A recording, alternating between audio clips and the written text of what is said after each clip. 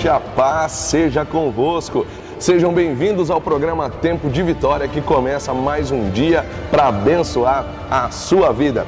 Bom, no programa de hoje tem, é claro, a palavra de Deus para o meu e para o seu coração, uma mensagem especial, onde eu tenho certeza que Deus vai falar poderosamente com você.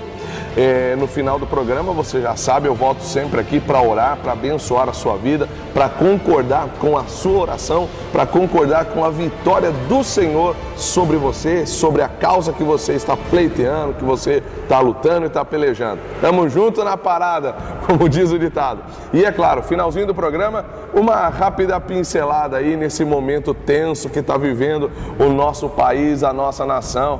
Meu filho, eu tinha dito alguns programas atrás aqui, a chapa ia esquentar. Olha a situação, hein? Daqui a pouquinho a gente está de volta. Deus tem um tempo de vitória para a sua vida.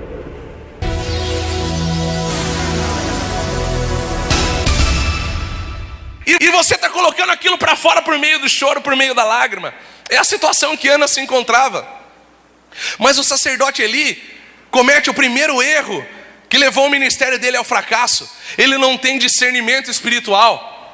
Ele dá uma olhada para a mulher na beira do templo e fala assim: deixa eu lá tirar aquela bêbada de lá. E ela não estava bêbada, mas ele chama ela de bêbada. E ela fala: não, Senhor meu, eu sou uma mulher angustiada de espírito. Faltou discernimento espiritual. Meu irmão, está cheio de sacerdote de Deus espalhado por aí, sem discernimento espiritual. Conheço um pastor, ou melhor, pastor não, ex-pastor, aqui da cidade de Itapetininga. O cara foi orar para uma pessoa dentro da igreja dele, achou que a pessoa estava endemoniada, e a pessoa estava tendo um ataque epilético. Sabe o que aconteceu? Perdeu a família inteira, porque estava lá o cara com o olho virando já, o globo do olho branco, a pupila dilatou, a menina dos olhos desapareceu, e o ex-pastor lá: sai demônio, sai Satanás, sai Exu, não sei o que, sai não sei o que. E o cara tendo um ataque epilético. Sabe como se chama isso? Falta de discernimento espiritual. Quantas vezes você chega na tua casa e você percebe que o teu marido está num nível de estresse fora do comum, a tua esposa parece que não está normal, os teus filhos estão mais agitados do que o normal, e aí você vai lá e briga e chuta e vira a casa de perna para o ar, quando a Bíblia nos fala assim no livro de Efésios capítulo 6, que a nossa luta não é contra a carne e o sangue, mas sim contra os principados e as potestades. Por que muita gente acaba desistindo de um casamento, acaba se separando? Porque não tem discernimento espiritual para saber que aquilo que ela está passando com o marido, com a esposa ou com filhos, não é somente uma situação da carne, mas é uma situação espiritual. E guerra espiritual não se resolve na mão, guerra espiritual não se resolve no grito, guerra espiritual se vence com o joelho no chão, com oração, com jejum, com consagração e com a palavra de Deus. É assim que você vence uma guerra espiritual.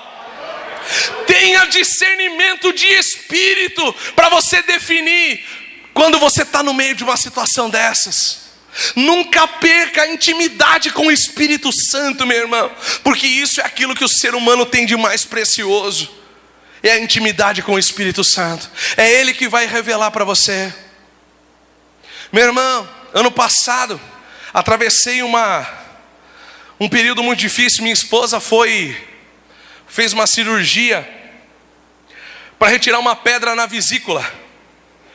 E a cirurgia foi rápida, foi um sucesso, foi uma bênção. Mas quando ela saiu do hospital, meu irmão, foram 11 dias de dor, de muito choro, de muita lágrima, de muito suor, de muito sofrimento. Não tinha remédio que curasse a minha esposa. Não tinha.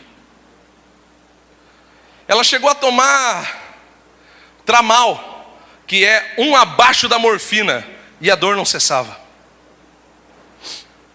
E nesse meio tempo, durante esses dias, vários homens de Deus pastores, pastoras, irmãos, iam até a minha casa e iam orar. E houve um determinado momento em que Deus revelou que havia sido feita uma obra de macumbaria para matar minha esposa. E aquilo deveria ser quebrado. E Deus não revelou para uma pessoa, Deus revelou para diversas pessoas. Uma delas está aqui hoje, o pastor Santana, lá de Capão Bonito. Dos homens de Deus que eu mais respeito na face da terra, está aí, pastor Santana. Existem outros grandes homens de Deus também, que às vezes até eu não conheço. Mas dos que eu conheço, para a glória dele, e louvo a Deus por poder dizer, é meu amigo, pastor Santana de Capão Bonito. Homem de Deus. E Deus usou ele na minha casa, como usou outros pastores, outras pessoas, e foi revelada aquela obra. Passar do tempo, foram 11 dias de luta, 11 dias de oração, 11 dias de jejum. Meu irmão, eu jejuei 48 horas sem comer e beber nada. E não passava, meu. Eu estava entrando em estado de desespero, porque eu falava, Deus, não é possível que isso aqui seja só uma doença, seja uma dor, seja uma sequela da cirurgia. E aí no último dia, uma missionária de uma outra denominação foi até a minha casa, e quando ela orou pela minha esposa, Deus revelou através da vida dela que naquele momento a obra estava sendo desfeita. A dor sumiu, de uma hora para outra. Eu não vou me alongar aqui, porque para não fugir do tema. Mas depois que ela orou, a dor sumiu. Enquanto ela ainda estava ali dentro da casa, a dor retornou. E quando a dor retornou, a missionária olhou para minha esposa e falou assim, pastora Alessandra, eu vou te dizer uma coisa agora. Essa dor que a senhora está sentindo aí, não é mais uma dor diabólica. E a minha esposa ficou olhando para ela e falou, Deus está mandando eu fazer uma outra oração pela senhora, porque Deus quer ter um particular com você agora. E quando aquela mulher impôs as mãos sobre a cabeça da minha esposa, a minha esposa foi arrebatada em espírito. E Deus levou a minha esposa ao inferno. E Deus mostrou profundezas do inferno. Deus mostrou para ela pessoas em sofrimento no inferno. Inclusive, essa obra de macumba que foi feita para matar minha esposa, as duas pessoas que fizeram pagaram R$600 para matar a minha esposa. Pode pensar, a obra não pega, pastor.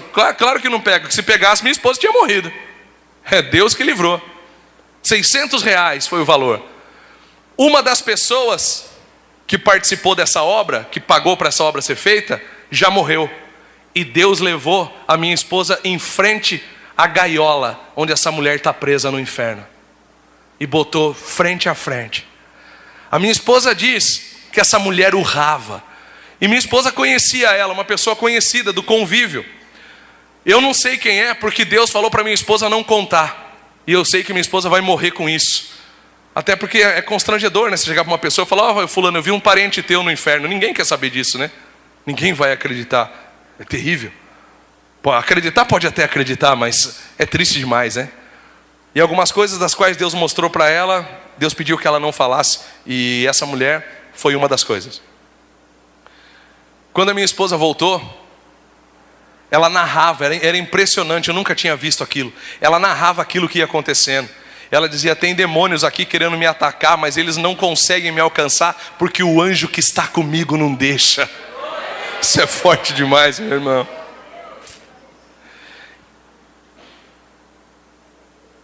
Uma das pessoas que fez a obra ainda está viva. E minha esposa ora pela salvação dessa pessoa todo dia. Sabe por quê? Porque nós tivemos discernimento espiritual para entender que aquilo que a minha esposa passou não era da carne, era do Espírito. E Deus tinha um propósito através daquilo. E sabe qual foi o propósito de Deus? Onde minha esposa vai contar esse testemunho hoje, dezenas de pessoas são salvas e entregam suas vidas ao Senhor Jesus. Esse era o alvo de Deus. Nunca perca a intimidade com o Espírito Santo, meu irmão. Nunca perca a comunhão com o Espírito Santo, para que você tenha discernimento espiritual. quando você estiver diante de uma adversidade, para você saber o que é que você está enfrentando e como é que você vai vencer aquilo que você está enfrentando. Quem entendeu, diga amém. Segundo erro de Eli, capítulo número 2. Lê comigo aí. Capítulo 2, versículo 12. A palavra de Deus diz assim: eram, porém, os filhos de Eli, filhos de Belial, demônio, e não conheciam o Senhor, porquanto o costume daqueles sacerdotes com o povo era que, oferecendo a alguém algum sacrifício, vinha o moço do sacerdote, estando-se cozendo a carne com um garfo de 3 dentes em sua mão, e dava com ele na caldeira, ou na panela, ou no caldeirão, ou na marmita, e tudo quanto o garfo tirava, o sacerdote tomava para si. Assim faziam todo o Israel que ia a Siló. Também antes de queimarem a gordura, vinha o moço do sacerdote e dizia ao homem que sacrificava: dá essa carne para assar ao sacerdote, porque não tomará de ti carne cozida, senão crua. E dizendo-lhe o homem: queimem primeiro a gordura de hoje, e depois toma para ti quanto desejar a tua alma. Então ele dizia: não, agora a hás de dar, e se não, por força tomarei. Era, pois, muito grande o pecado desses jovens perante o Senhor, porquanto os homens desprezavam a oferta do Senhor. Meu irmão, sabe qual foi o segundo erro do sacerdote Eli? A omissão. O que é isso, pastor? O cara sabia o que os filhos dele estavam aprontando lá no templo, e ele não fazia nada. Naquela época, quando uma pessoa ia pedir perdão para Deus, ela não tinha o livre acesso a Deus que nós temos hoje por intermédio de Jesus. Jesus ainda não tinha se sacrificado naquela cruz. Então a pessoa levava um novilho, levava uma ovelha, para que ela fosse queimada no templo, para que o sacerdote queimasse aquela ovelha. Sabe o que estava acontecendo? Eli ia lá, botava a ovelha para assar. Enquanto a ovelha estava assando, os filhos dele vinham com um garfo, metiam na ovelha e pegavam para ele. Estavam tirando do sacrifício dos outros para eles. E o pai, o sacerdote Eli, não fazia nada. Escute uma coisa, irmãos.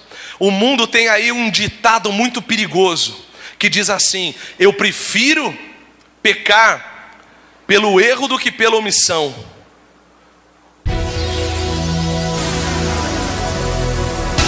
Mas graças a Deus que nos dá vitória em Cristo Jesus. Bom, minha gente, eu tenho certeza, a palavra de Deus é aquilo que nós temos de mais importante na nossa vida, é ela que nos mantém em pé, é ela que nos dá força para continuarmos nessa caminhada, às vezes difícil, às vezes árdua, às vezes sofrida, mas sempre em direção à vitória, quando Jesus é o nosso alvo, quando Jesus é o nosso foco, quando Ele é o Senhor da nossa vida, quando Ele está no controle da nossa vida e, claro, sempre no controle de todas as coisas. Bom, eu quero, antes de orar por você, encerrar aqui o programa, eu quero fazer um pedido de oração especial para você, para você, melhor dizendo, que você que está me assistindo me ajude. Vamos orar pela nossa nação, vamos orar por esse Brasil, sabe? Que Deus livre o Brasil do caos social. Eu acredito que nós estamos aí na reta final, de um tempo de dificuldade que a nossa nação viveu e está vivendo. Eu acho interessante, nós estamos aí à espera, de um impeachment, entendeu? Que provavelmente vai acontecer contra a presidente do Brasil. Faço questão de deixar bem claro aqui que é presidente do Brasil, não é presidenta. Isso não existe, isso é coisa deles, é coisa criada, é coisa da cabeça dela, é coisa do partido. É a mesma coisa que eu falar aqui do meu amigo, o meu dentista, o cirurgião Dr. Marcos Kira, é a mesma coisa que eu dizer que eu vou no dentista, porque ele é homem. Isso não existe. É uma palavra que não tem definição de gênero masculino ou feminino. É a presidente da República. Mas até isso eles quiseram mudar. Além de arrebentar com o país, ainda quiseram assassinar com a língua portuguesa, que já não é fácil de falar. Escute isso aqui, Dr. Mike Murdock, um dos maiores ministérios do mundo. Ele sempre diz que quem consegue falar bem o português consegue fazer qualquer coisa, porque é uma das línguas mais difíceis. Esse partido quer assassinar o português junto com essa mulher. Mas tudo bem, escute isso aqui. Aí você vê as manifestações, quanta sujeira está aparecendo, quanta coisa. Eu falei aqui em outros programas, o pessoal se manifestando de dia, sabe? Aquela coisa toda, mas também é uma moleza, né? Você ir para lá, você ganhar um lanche e ainda levar um trocado no bolso ainda. Passagem de ida e de volta, né? Ainda ganha camiseta, que beleza. Pega lá meia dúzia de empregados, os caras vão defender corrupto até a morte. Tá botando comida na mesa dos caras, sabe? Diretamente. Vou te dizer uma coisa. Então, que Deus abençoe o Brasil. Ore junto comigo. Que Deus abençoe a nossa nação. Que a gente chegue nos finalmente da vida, sabe? Que a gente chegue naquilo que Deus quer que a gente chegue. Deus ama o Brasil. Eu tenho certeza disso. No ano de meados ali, da década de 40, quando a nação de Israel ainda não era reconhecida como país, durante a votação das organizações das Nações Unidas, o voto Minerva, o voto de desempate, que tornou Israel uma nação novamente, foi o voto de um brasileiro.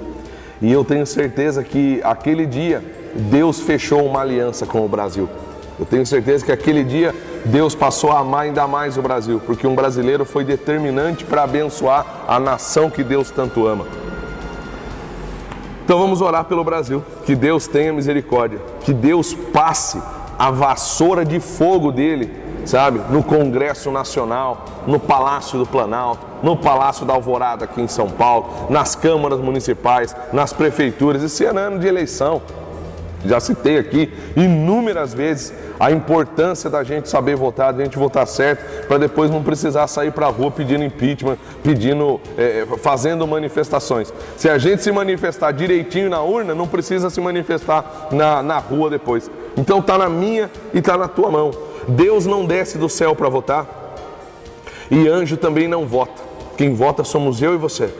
É a nação brasileira que vota. Então, depois que votar errado, aí não adianta chorar. Aí a gente tem que ficar nesse apuro que a gente está agora, pedindo oração, clamando a Deus para que Deus tenha misericórdia da nação. Deus tenha misericórdia. Porque se depender da Dilma e do PT e de Lula, ali ninguém tem misericórdia de ninguém. Ali eles se amam e se preocupam só com eles mesmos. Essa é que é a grande verdade. Vamos orar. Querido e maravilhoso Deus, nós pedimos ao Senhor que o Senhor abençoe o nosso país, abençoe a nossa nação, livre o Brasil do caos social, que o Senhor traga uma limpeza, Senhor, afaste os corruptos, Deus, e gere, Pai, uma nação abençoada. O Brasil, Senhor, é um celeiro de pastores, o Brasil é celeiro de missionários, de gente que ama o Teu Evangelho e a Tua Palavra, Pai. Não permita, Senhor, que a corrupção tome conta desse país, Pai, a ponto de prejudicar igrejas, de prejudicar ministérios, Pai, de prejudicar a vida de tantos e tantos brasileiros que amam ao Senhor, Pai, que precisam do Senhor e que podem ser prejudicados com inúmeras leis abusivas, com inúmeras situações que estão acontecendo, com queda alta de preços. Meu Deus, tenha misericórdia do Brasil. Abençoe essas pessoas que estão assistindo ao programa de televisão agora. Eu concordo, Senhor, com a oração de cada um deles. Eu concordo com a Tua vitória sobre a vida deles. E a Tua palavra diz que o que dois ou mais concordarem acerca de qualquer negócio aqui nessa terra, isso também é concordado lá no céu. Nos abençoe, nos guarde, nos livre de todo mal, Senhor. Em nome de Jesus. Amém e amém. Obrigado a você que tem sido nosso parceiro ministerial, você que tem nos ajudado. Que Deus abençoe grandemente e multiplique toda a semente que você tem semeado aqui no nosso ministério. Não deixe de ajudar a tua igreja, não deixe de ser dizimista na tua igreja, de ser ofertante na tua igreja, e tenha certeza que essa oferta extra que você manda aqui para manter esse programa no ar e as obras que nós fazemos, Deus vai te dar uma colheita extra também na tua vida, em nome de Jesus Cristo. Tá bom, meus queridos? Que Deus abençoe o Brasil, que Deus abençoe a sua vida, que Deus abençoe a sua família. Deus abençoe o juiz doutor Sérgio Moro. É alvo, precisa muito das nossas orações. Até o próximo programa, querendo Deus.